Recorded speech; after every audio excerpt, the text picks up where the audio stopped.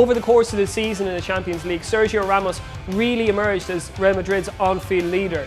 And he led from the front in the semi-final against Bayern Munich when he scored those 2 goals to help them into the final. And then with La Decima just about out of their grasp, he was the one who popped up with that equaliser to ensure that his side got another 30 minutes at Atletico, and eventually they won the trophy.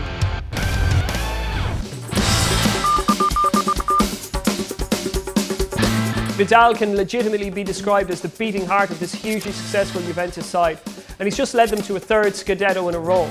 With Andrea Pirlo and Paul Pogba beside him, it might be easy to be overshadowed in an all-star midfield. But thanks to his all-round graft, and more importantly his goals, Vidal stands out as the best of the bunch. I would love to see Vidal in the Premier League. For me, he's the perfect player for a team like Manchester United because he can do absolutely everything. He can control a game, he can pass it, and he can score goals.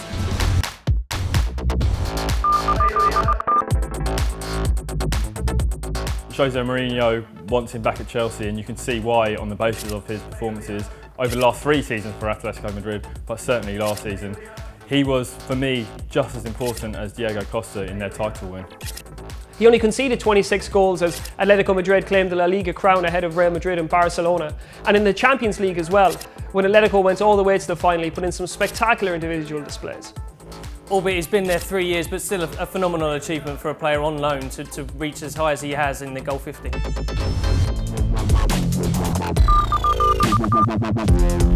His work rate is second to none, and I think he forces defenders into mistakes, winning individual accolade after accolade with a Writers' Player of the Year, the Players' Player of the Year.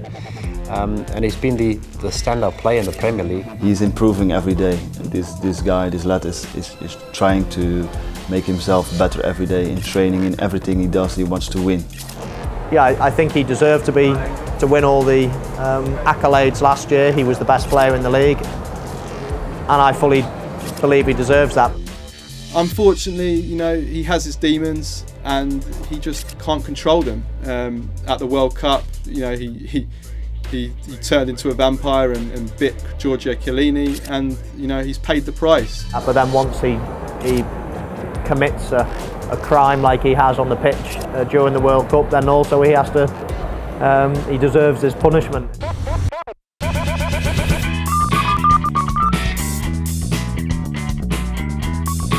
James Rodriguez, a particularly strong second half of the domestic season, but obviously it was at the World Cup that he really caught everyone's attention. He scored 6 times as Colombia went to the quarter-finals, and really he should have won the Golden Ball ahead of Lionel Messi. It was enough to earn him a massive transfer to Real Madrid, and over the next few years expect him to develop into football's next true superstar. I was at the Maracanã when James Rodriguez scored that incredible goal against Uruguay, brought the ball down on his chest, swiveled and volleyed it in off the underside of the bar from 25 yards. And you could tell then, well, you could tell throughout the whole World Cup that he was a very, very special player. Alongside Cristiano Ronaldo, Gareth Bale and Karim Benzema, I don't think there's a stronger strike force in the world.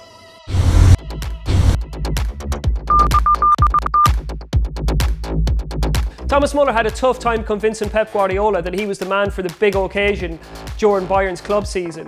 But when it came to the World Cup, there was no doubt that he was Joachim Löw's #1 pick as usual. 5 goals means that he now has 10 World Cup goals to his name in only 2 tournaments, and he's going to feature pretty highly on that list in the years to come too.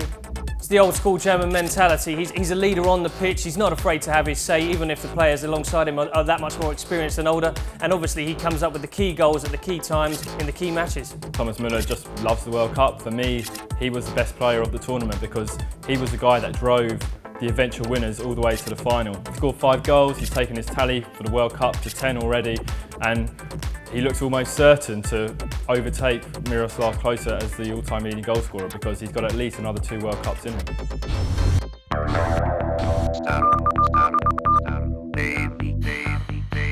Over the course of the past 2 seasons, Philipp Lahm has seen it all, done it all and won it all. From a position of utter desolation with Bayern in 2012, they've roared back to win a treble and a double, and now the World Cup at international level for Lahm. Winning all these trophies as captains must mark him out surely as one of the greatest players of the modern generation. Wherever he plays on the pitch, you know you're going to get a near perfect performance from him, and you know he's been fantastic for Bayern over the last couple of years, and again for Germany in this World Cup. Well, versatility usually is never a bad thing because it means that you can adapt and you're a very intelligent player who can adapt to certain situations. Also for a manager it's very important because it's like having an extra man in your squad when you've got 2 or 3 players who can play various positions. Philipp Lahm is Mr. Germany really, he embodies that team. He's 8 out of 10 consistent every week, whether he's playing in central midfield or at right back, and it's a fitting end to his international career that he should do it lifting the World Cup.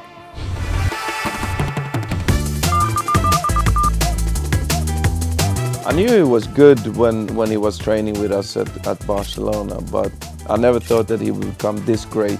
Estamos hablando de uno de los mejores jugadores de la historia del fútbol. His talents, his moving, his skills is extraordinary. The close control, the speed, scoring at will sometimes. Diciamo che Messi ti fa 10 scatti in 10 minuti e lì ti stronca perché he turns on a button and he goes and nobody can follow him. In my opinion, Messi is the best player in the world.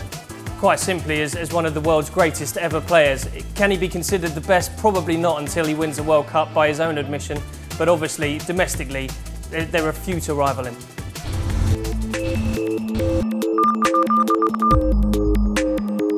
I can't understand why he isn't considered as not only one of the best players of this generation, but also one of the greatest wingers of all time. If anything, he's got better as his career has gone on.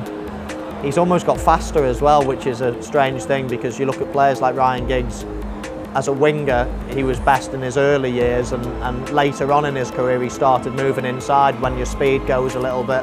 He's developed into one of the best players in the world later on in his career, and it's great to see him playing so well. Look at the World Cup. I mean, the first game against Spain, he absolutely dismantled the holders. Just unstoppable, and undoubtedly in the group stage is the player of the tournament.